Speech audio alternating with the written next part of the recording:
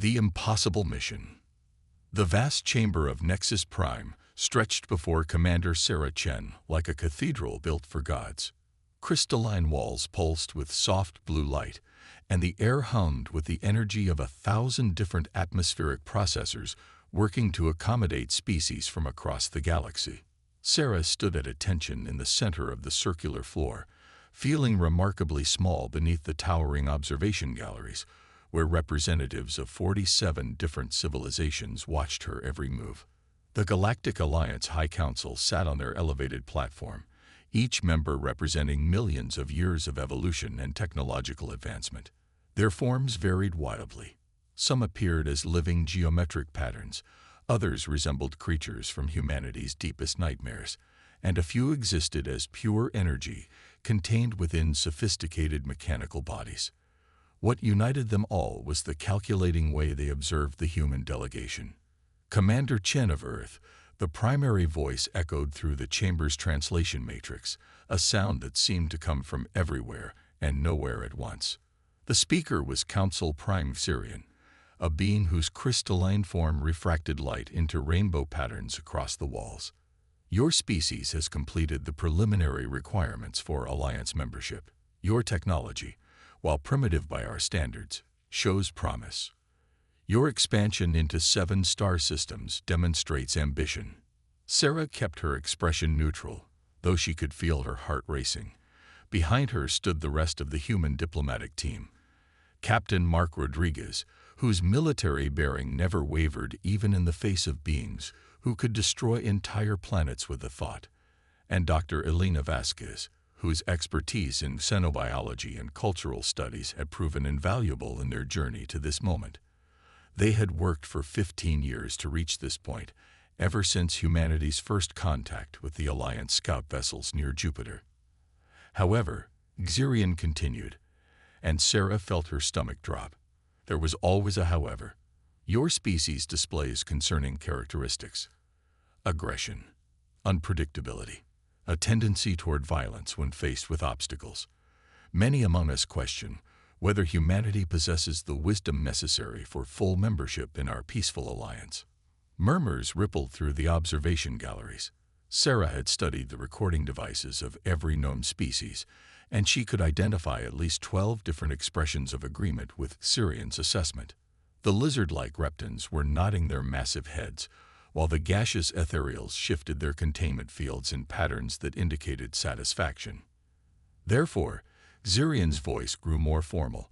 The High Council has decided to offer humanity a final test, a demonstration that your species can achieve what the finest military minds and diplomatic corps of 47 civilizations have attempted and failed to accomplish. Captain Rodriguez stepped forward slightly, his jaw clenched. Sarah appreciated his protective instincts, but she raised her hand almost imperceptibly, signaling him to remain silent. She had learned that interrupting an Alliance Council session was considered a grave insult that could end negotiations permanently. The test concerns the Void Hunters, Xerion continued, and the chamber fell into absolute silence. Sarah felt her blood run cold. Every member of the human team had studied the classified Alliance files on the Void Hunters during their journey to Nexus Prime. The reports were terrifying. A nomadic species of unknown origin had appeared without warning at the edges of inhabited systems, their massive fleets emerging from the deep space like nightmares given form. They destroyed everything they encountered: military vessels, cargo ships, research stations, even automated probes. No communication had ever been established. No survivors had ever been recovered. No wreckage of their ships had ever been found. 7 major Alliance expeditions had been sent to make contact with the Void Hunters over the past 3 centuries. None had returned. The Alliance had officially classified them as a non-communication hostile entity and established a policy of complete avoidance. An early warning network of sensor buoys marked their known territories, and all traffic was routed far from their hunting grounds. Your mission, should you choose to accept it. Xerion's tone carried what Sarah could only interpret as smug satisfaction, will be to establish peaceful contact with the Void Hunters and negotiate a non-aggression pact between them and the Alliance. You will have access to all our intelligence files and may requisition any non-classified technology that might aid in your mission." The chamber erupted into chaos. Representatives from dozens of species began speaking at once, their various forms of communication creating a cacophony that the translation matrix struggled to process. Sarah caught fragments of outrage, excitement, and what might have been betting odds on how quickly the humans would be destroyed. Through the noise, she heard Council Member Urani, whose people had lost an entire colony to the Void Hunters, express what many were thinking. "This is cruel even by the standards of species evaluation. You are sending them to certain death." "The humans are free to decline," responded another council member, one whose species Sarah didn't recognize. "But if they lack the courage to attempt what we have all failed to achieve, how can they claim to deserve a place among us?" Sarah closed her eyes for a moment, feeling the weight of her species' future pressing down on her shoulders. She thought about Earth, 3 months travel away at maximum FTL speed. She thought about the billions of people who would never know that their fate hung in the balance in this crystalline chamber at the edge of known space. She thought about humanity's children, and whether they would grow up as members of the greatest alliance in galactic history, or as isolated inhabitants of a single star system, forever barred from the community of advanced civilizations. When she opened her eyes, the chamber had fallen silent again. Every being present was watching her, waiting for her response. She could feel their expectations like a physical force. They expected her to ask for time to consider. They expected her to request consultation with Earth's government. They expected her to find some diplomatic way to withdraw from an impossible situation. They had never met humans before. "Commander Chen," Xurian's voice carried clearly across the silence. "What is your decision?" Sarah took a deep breath and stepped forward. "The human delegation accepts the mission." The silence stretched for several heartbeats before the chamber exploded into even greater chaos than before. Some species expressed outrage at what they saw as a thoughtless acceptance of suicide. Others showed excitement at the prospect of witnessing the destruction of the upstart human species. A few, Sarah noticed, displayed what she interpreted as respect. Captain Rodriguez moved to stand beside her, his presence solid and reassuring. Dr. Vasquez joined them on her other side. Whatever happened next, they would face it together. Council Prime Xurian waited for the noise to subside before speaking again. "Very well. You have 48 standard hours to prepare and depart. The Alliance will provide you with a Class 7 diplomatic vessel equipped with the finest defensive systems available to non-member species. All intelligence files on the Void Hunters will be transferred to your ship's database within the hour." "With respect," Sarah said, her voice carrying clearly through the chamber's acoustics, "we decline the Alliance vessel. We will use our own ship." Another wave of surprised chatter swept through the galleries. The human diplomatic vessel was a converted military transport, outdated by Alliance standards and primitive compared to the sleek crystalline ships that most species preferred. By galactic standards, it was barely more advanced than the wooden sailing ships that had carried human explorers across Earth's oceans centuries earlier. Xurian's crystalline form flickered with what Sarah had learned to recognize as confusion. "Commander, I fear you misunderstand the situation. The Void Hunters possess technology capable of penetrating the finest defensive shields known to Alliance science. Your vessel's armor would not withstand their weapons for more than a few minutes." "Then we'll have to make sure those few minutes count," Sarah replied. Dr. Vasquez stepped forward, her scientific mind already working on the puzzle before them. "Council Prime, may I request access to all audio and visual recordings from previous encounters with the Void Hunters, even the classified material? If we're going to attempt this mission, we need every piece of data available." "Granted," Xurian replied, "though I fear the recordings will only confirm the futility of your task." As the formal session concluded and the various species began to disperse, Sarah caught sight of Ambassador Zix9, a member of the Crystalline Confederacy who had served as humanity's primary sponsor during the membership process. The beam's geometric form approached the human delegation, light patterns across its surface indicating what Sarah had learned to interpret as concern. Sarah nodded. Any information could be valuable. We'll take all the help we can get. Meet me in Docking Bay 94 in 2 hours, 6-9 transmitted. And Commander, what your species attempted today was either the greatest act of courage I have witnessed in 3 centuries of Alliance service, or the most spectacular suicide in galactic history. Those aren't mutually exclusive, Captain Rodriguez commented dryly. As they walked toward the lift that would take them back to their ship, Dr. Vasquez was already accessing her datapad, pulling up preliminary files on the Void Hunters. Sarah, you realize the survival odds for this mission are essentially 0. The Alliance's best military tacticians couldn't develop a strategy for dealing with these beings. Elena, Sarah said as the lift doors closed behind them, when has humanity ever let impossible odds stop us? We climbed out of caves to reach the stars. We survived ice ages, plagues, and wars. We split the atom and touched the moon with less computing power than a modern coffee maker. This is different, Captain Rodriguez added, though his tone was thoughtful rather than discouraging. We're not just facing the unknown here. We're facing something that has systematically destroyed everyone who's encountered it. Sarah watched the stars wheel past the lift's transparent walls as they descended toward the docking levels. Then maybe it's time someone approached the Void Hunters differently. Maybe the reason everyone has failed is because they all use the same assumptions, the same strategies, the same thinking that makes sense to a civilized galactic alliance. And what makes you think human thinking will be any different? Dr. Vasquez asked. Sarah smiled, remembering something her grandfather had told her when she was a child, something that had driven her through the academy and into the stars. Because, Elena, we're too stubborn to know when we're beaten. And sometimes, that's exactly what the universe needs. The lift reached their docking level, and the doors opened to reveal the human diplomatic vessel waiting in the blue glow of the artificial atmosphere field. It wasn't much to look at compared to the elegant alien ships surrounding it, but it was theirs. It was human, and in 48 hours, it would carry them into the most dangerous region of known space to attempt something that every advanced civilization in the galaxy had declared impossible.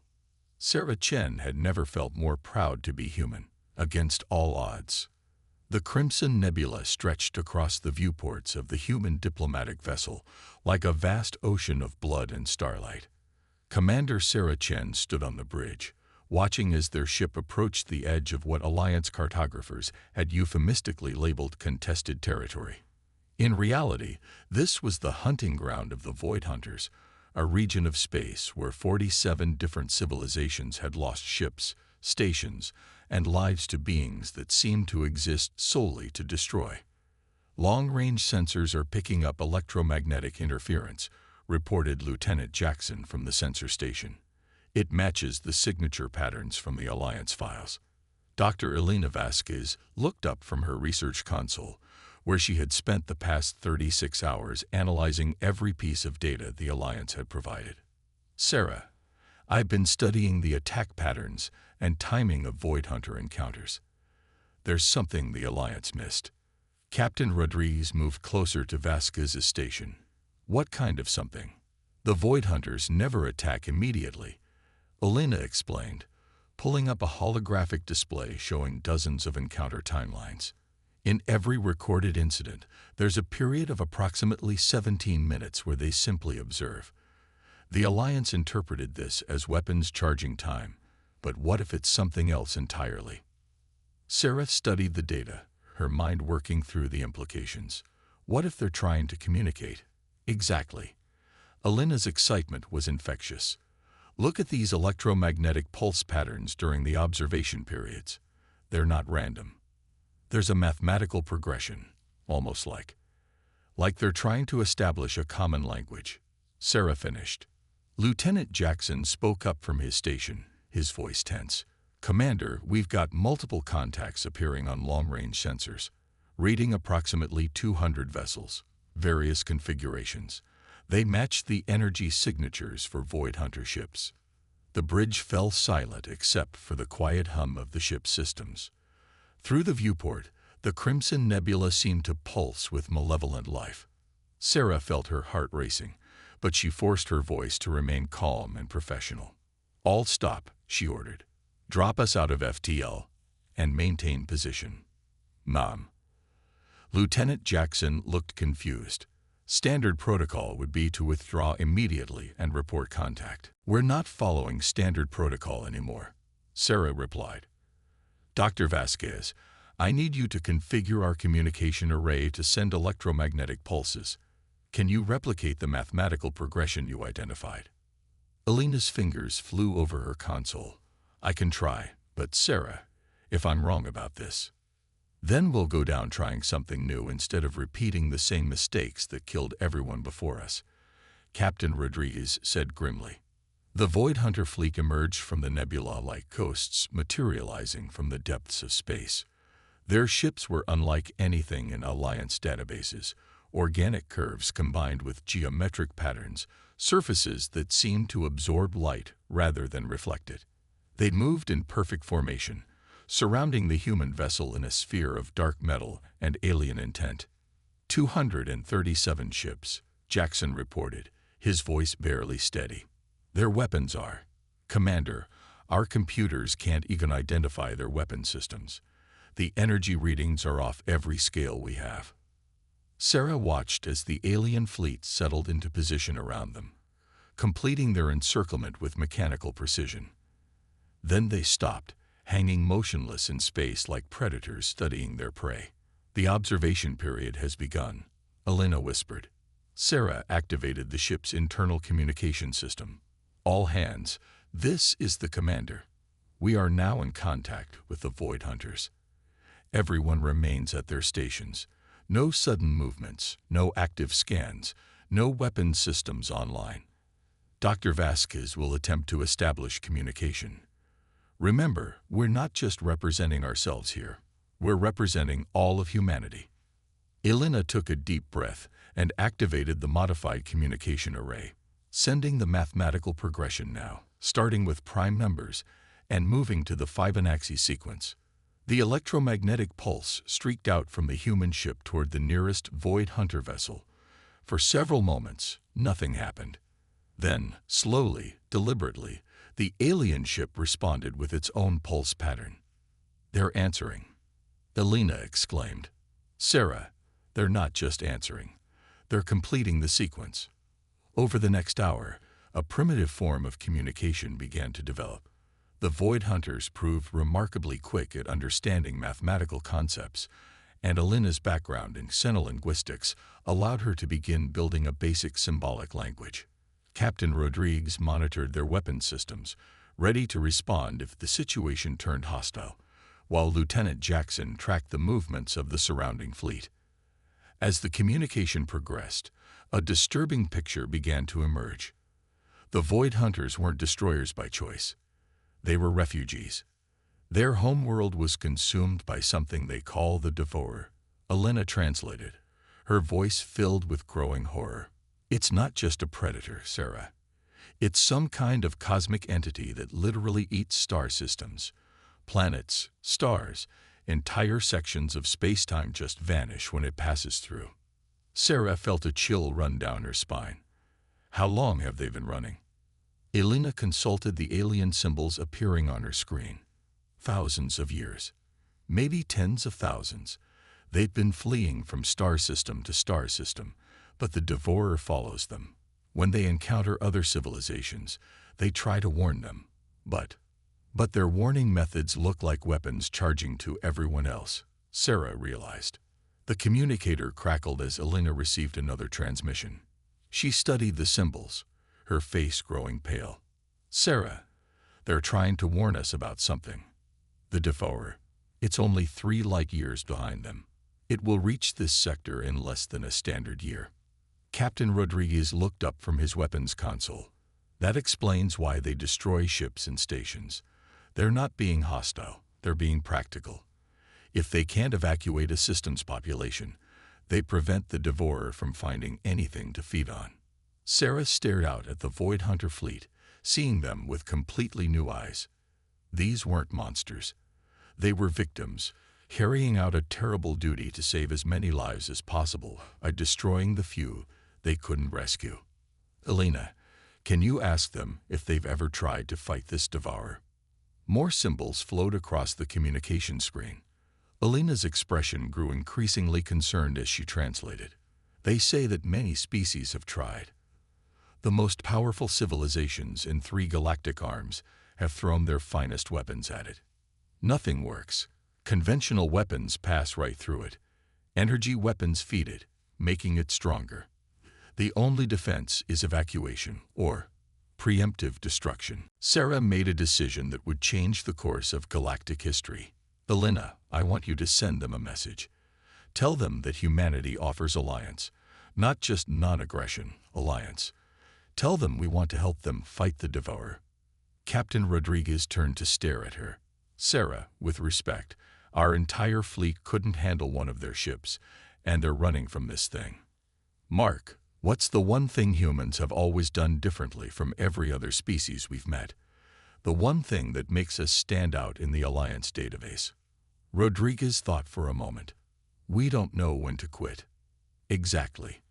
Every species they've encountered has made the logical decision. Evacuate or destroy. But what if the answer isn't logical? What if the answer is something as stupid and stubborn as refusing to accept that some problems can't be solved? Elena transmitted Sarah's message, and the response was immediate. The Void Hunter fleet began moving, repositioning themselves in what was clearly a defensive formation around the human ship. They say they accept the alliance, Elena translated, but they warn that allying with them means sharing their fate. The devourer will hunt us as it hunts them. Sarah activated the ship's recording system, knowing that this moment needed to be preserved for history. Then we'll face it together. Elena, tell them we want to study the devourer. Tell them humanity has made a career out of solving impossible problems, and we'd like to add this one to our list. The communication exchange that followed lasted for 6 hours. Technical data flowed between the ships as the Void Hunters shared centuries of accumulated knowledge about the devourer. Their technology, while different from Alliance standard, proved remarkably compatible with human systems. More importantly, their experience and humanity's stubborn refusal to accept defeat began to suggest new possibilities. By the time the human ship departed the Crimson Nebula, it carried more than just successful first contact. It carried the foundation of an alliance that would reshape the galaxy's understanding of what was possible when different kinds of thinking combined. The return journey to Nexus Prime took 4 days. During that time, Dr. Vasquez worked with the Void Hunter data to develop preliminary theories about the devourer's nature. Captain Rodriguez coordinated with their new allies to establish secure communication protocols, and Commander Chen prepared for what might be the most important speech of her career. The Alliance High Council chamber had never seen anything like the scene that unfolded when the human delegation returned. Commander Chen stood before the assembled representatives of 47 species and calmly announced that not only had they made contact with the Void Hunters, but they had established a military alliance to face a threat that could destroy the entire galaxy. Council Prime Xurian's crystalline form flickered with disbelief. Commander Chen, are you claiming to have achieved in 4 days what our finest diplomatic minds could not accomplish in 3 centuries? No, Sarah replied. I'm claiming to have learned something that your finest diplomatic minds missed. The Void Hunters were never the enemy. They were trying to warn you about the real enemy. As the revelation about the devourer spread through the chamber, the reaction was everything from panic to outright disbelief. But gradually, as the evidence mounted and the Void Hunter data was verified by Alliance scientists, a new understanding began to emerge. Ambassador Zix9 was among the first to speak. Commander Chen, if your analysis is correct, the Alliance owes both humanity and the Void Hunters a profound apology. But more than that, we owe you our lives. What you owe us, Sarah said, looking around the chamber at the assembled species, is the chance to prove that some problems only seem impossible until someone stubborn enough decides to solve them. 6 months later, the first Joint Alliance Void Hunter Task Force departed for the edge of the galaxy to begin humanity's most audacious project yet, the construction of a defensive network designed to stop a cosmic entity that had devoured entire civilizations. It would take years to complete. The technical challenges seemed insurmountable. The energy requirements were beyond anything previously attempted. Every logical analysis suggested the project would fail. But as the Alliance learned over the following years, there was now a universal constant that transcended logic and probability. They called it the first universal law, and it was simple: never test humans. They don't know when to quit. And sometimes, the universe needs someone too stubborn to accept the impossible.